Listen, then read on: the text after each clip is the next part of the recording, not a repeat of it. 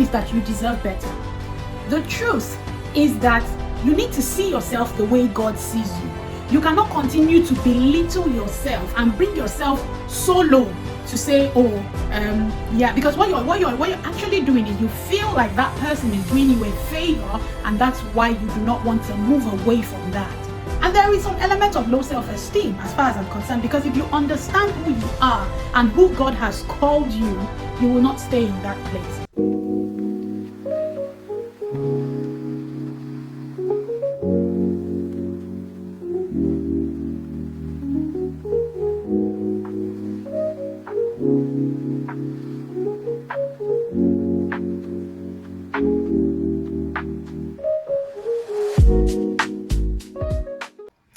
Hello and welcome to Sacred Seasons with Fumi.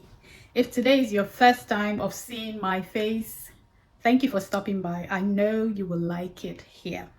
Before I go into what we're talking about today, I just want to remember to say, please like, share, and subscribe, and turn on the notification bell just so you're notified whenever I post a lovely video like this. So how do I know that this video will be lovely? Because of what our topic is today. Can you guess? Our topic is, drum roll, situationships. Yes, situationships. That's what we're talking about today. If you've ever asked the question, what are we? I have the answer for you. We are nothing but pencil in the hands of the creator. Sorry, that's just a joke. It's something that people say a lot. Yes. So if you've asked the question, what are we? How did we get here? What are we doing here? How do we get out of here? Then come closer. We need to talk. Growing up, we had all kinds of definitions for the people that we are in relationships with. In those days, when they ask you, who is this person to you, and you say this person is my boyfriend or my girlfriend, it's just termed as if whatever you guys have is unserious, But I realized that recently it's more acceptable to say boyfriend and girlfriend. It necessarily does not mean serious or unserious. I know it's quite subjective, but you have words like boyfriend, girlfriend, you have words like fiance. And for the Gen Z people, they have words like talking stage. I've tried so much to understand what that means. I just get confused every time they try to explain it to me. But yes, so what is a situationship? Just as the name implies, it's a situation that is not a relationship. A situationship is a relationship without clarity or commitment. That simple. It usually happens when a casual relationship, gets intimate without the what are we conversations.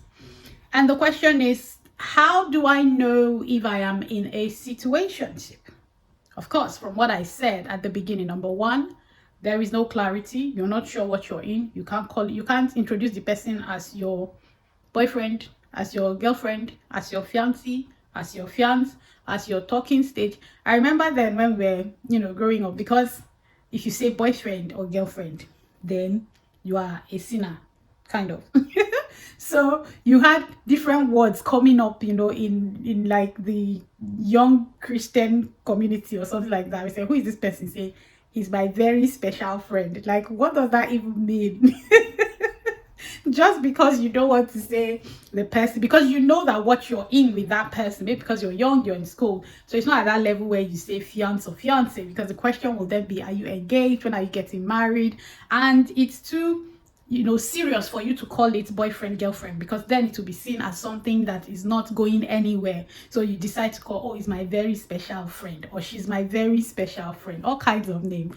Anyways, situationship does not even have the privilege of being called a very special friend, because there's really no definition. Situationship is also characterized by very intense emotions and physical connection. So usually the person, there's always, either it happens both ways, to be honest. One person feels like, I know I like this person, and they also feel like this person likes me. but this person has not come out to say that they want something with me.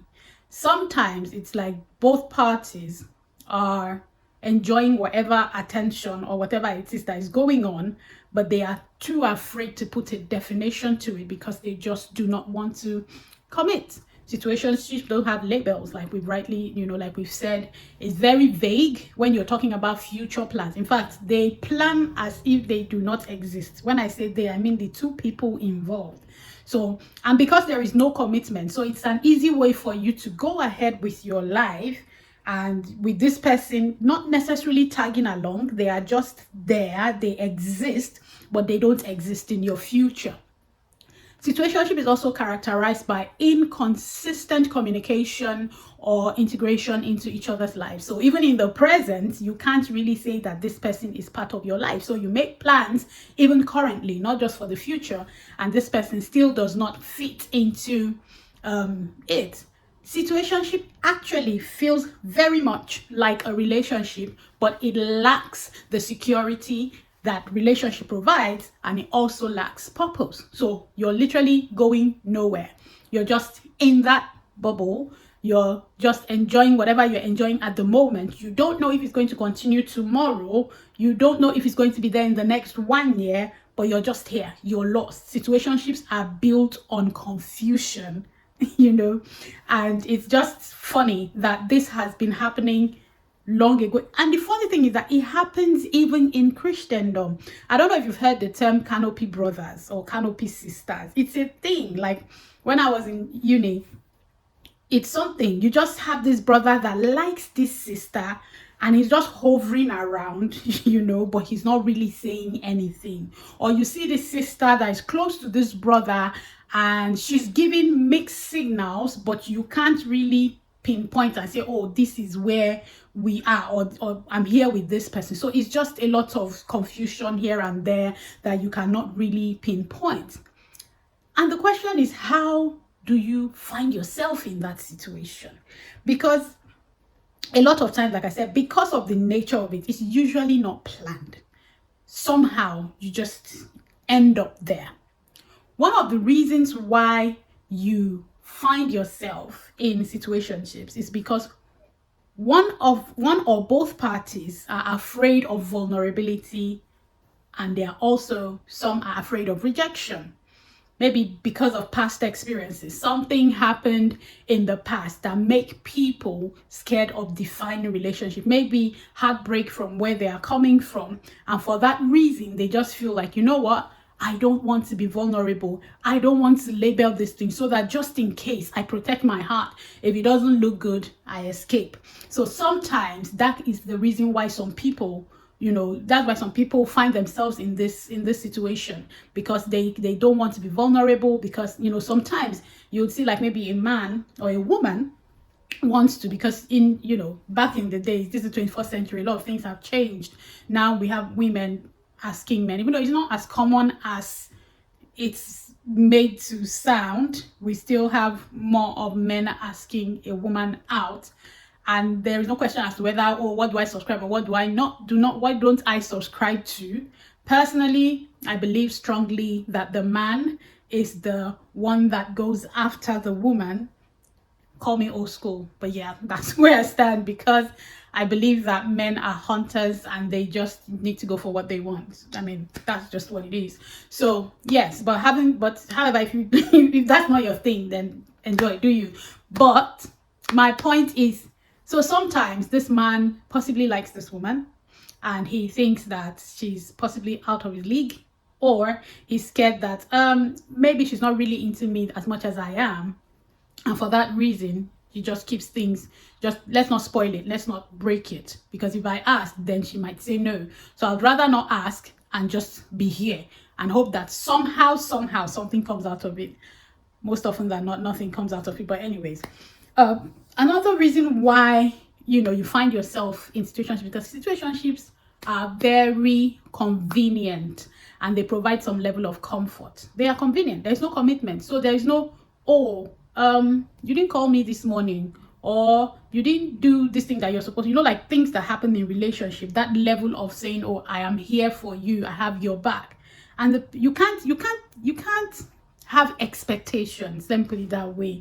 And it's very deliberate for many people that are trying to avoid commitment, because there are no expectations. So you cannot place demands, you can't ask for certain things to be done, because the question will be, what are we like?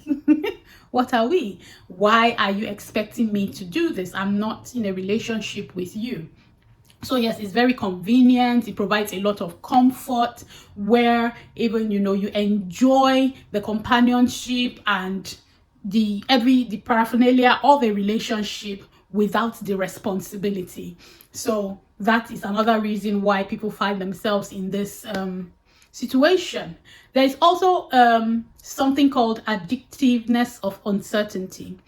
The fact that something is uncertain, it has a way of just getting you hooked on it. The fact that you are saying, oh, maybe he's going to ask, maybe it's going to be me, maybe he's going to choose me, maybe.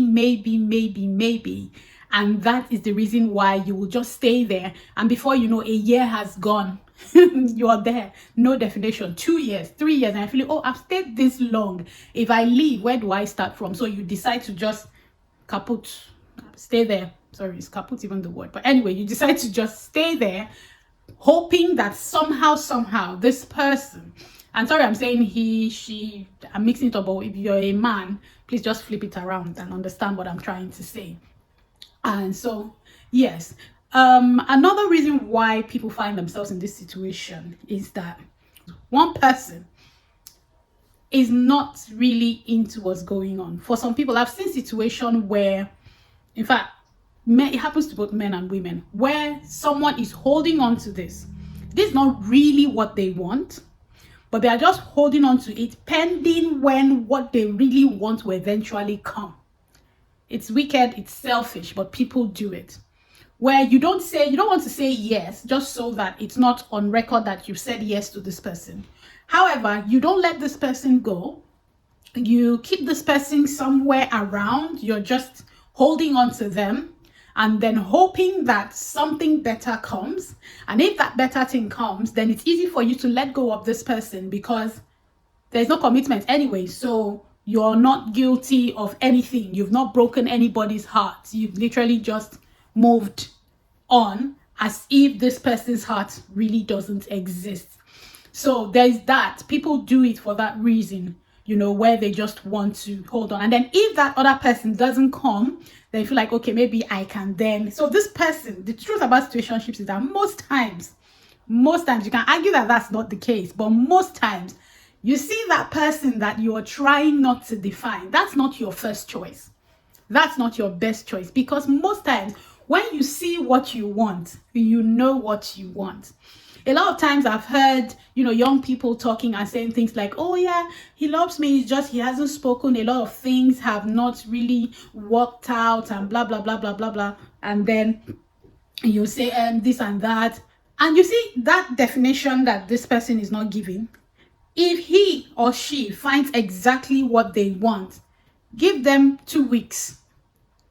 They can go straight and commit, because that's what they want. That person is their choice. The reason why they are dilly-dallying around you is because you are not their choice. So you stay there playing second fiddle, filling in the blanks or whatever it is, while they are waiting for their, for their best, like what's going to happen for the person that is coming. So at the end of the day, with situationships, and I'm not just talking, like we all know, I've had an experience of something like that, where the person just keeps saying something like, oh, don't worry, I'm trying to get my life together.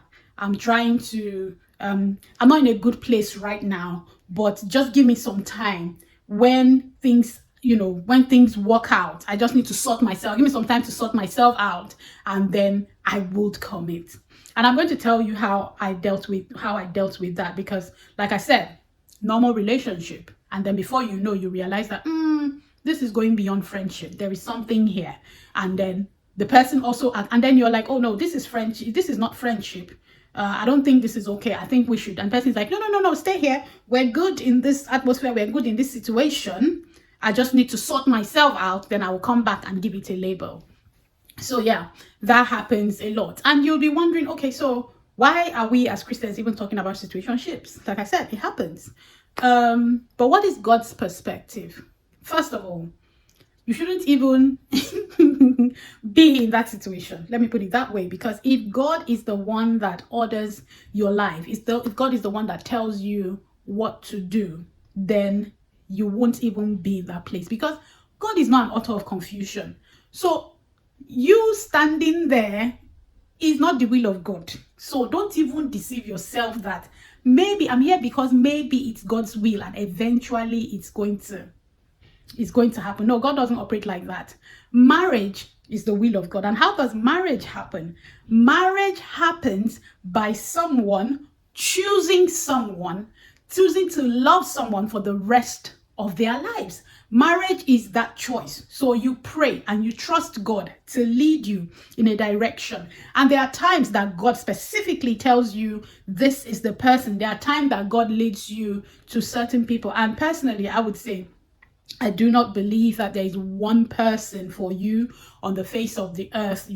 Once you miss that one person, then you've missed it. Someone has told me before that if I miss him, I've missed the will of God for my life, and all of that. So there are people that have that mindset that they think that, oh, if it's not this person, then it's wrong. But the reason why I do not agree with that is because if it's about one person, then I think those of us left in the world now are all married to wrong people, because all you need is for one person to marry a wrong person, and the other person that he did not marry or she did not marry will then marry a wrong person. And before you know, we are all married to wrong people. However, I also believe that you cannot marry just anybody. As a Christian, not everyone, in fact, there are few people that you can marry. I believe that God gives godly options. There are there's a small number, it's not like anybody, there's a small number of persons that that would suit you, that God will agree, for you to be with. So that's another topic. I'm digressing, but how did I get here? I think I was talking about God's perspective, about choice. So when you pray and God has said this person, God also does not take away your willpower. You will also, after God led you, right, it has to also come from you. You have to choose, because the dynamics of marriage is such that you have to continue to choose this person every day of your life. So imagine someone you're supposed to choose consistently and you can't even make that first choice. That person is not your first choice. You cannot be certain and say, oh, this is the person I want to marry. This is the person I want to be with. How are you supposed to then choose this person every day of your life? So I believe strongly that God's perspective is marriage, and it's you making that choice. And like I said, God is not the author of confusion, and we know that situationship thrives on confusion, and that's why I know that God does not approve of this. Another thing with situationships is that a lot of times it's characterized by a lot of compromises, because you people are in something that is not defined. There is a tendency, because there are no labels, there are also no boundaries. So there is the tendency for you to be shifting your boundaries bit by bit, instead of focusing on that, because if you know where you're going, if it's marriage, if it's this, then you become accountable to each other, and you also become accountable to authority. And when those things happen, then there are some things that you will not just do, because that this is there's just something amazing about accountability. But when there is no accountability, there is compromise. So before you know, things that you should not even be given a chance can get in.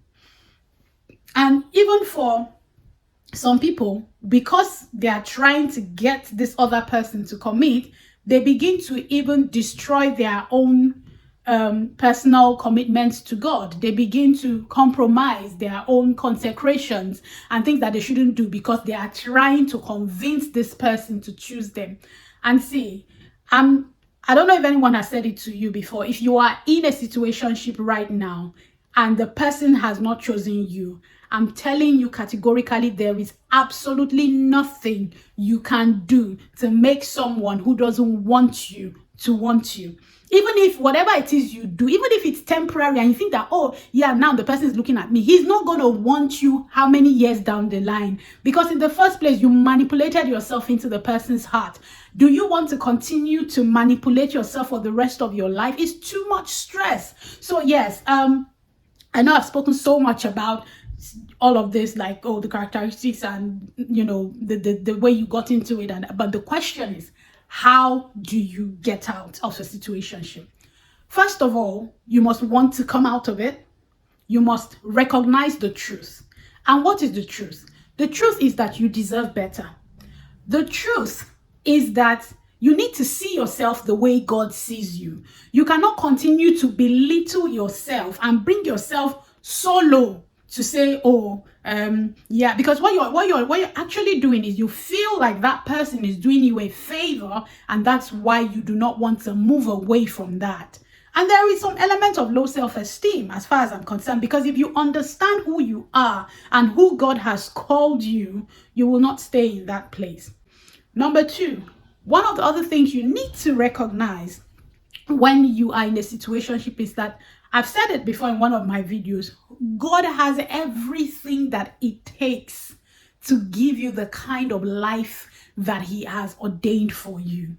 You know, when the Bible says that God has given us everything that pertains to life and pertains to godliness, everything that pertains to life and pertains to godliness, he has made that available. So you must have faith and believe that God can bring to you that man or that woman that will choose you over and over again. Because you see, when it comes to marriage and all of this, the world is full of people, amazing people, beautiful people, handsome men, godly people, all of those kind of things. So the choice has to be clear, because if the person can't choose, there are so many things that are going to take the person's attention over the years.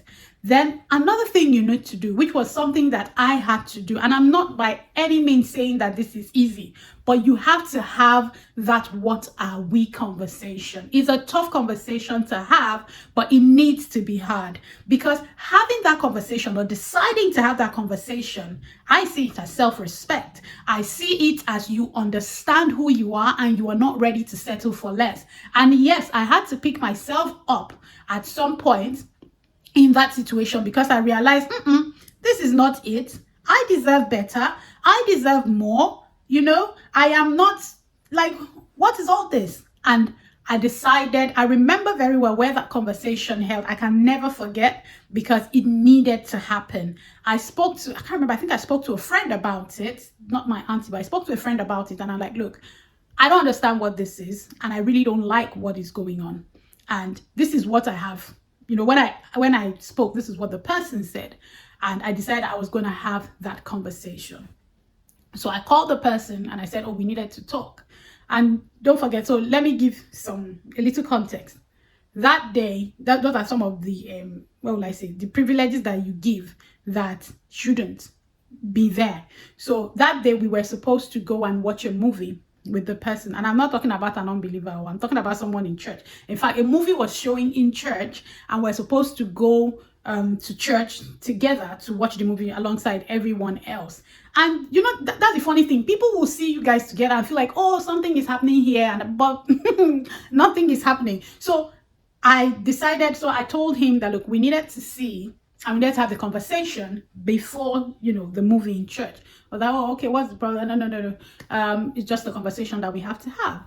And we sat down and I asked, what is this? What's happening? What are we doing? And of course, the old story of, I just need to sort myself out. I just need to sort my life out. I just need to da-da-da-da-da. And I was like, okay, that's fine. I'm all for sorting out. It's like that. Like, I'm happy for you to sort yourself out. But I'm going to be stepping away. I don't know what this is, and I don't want to be part of this.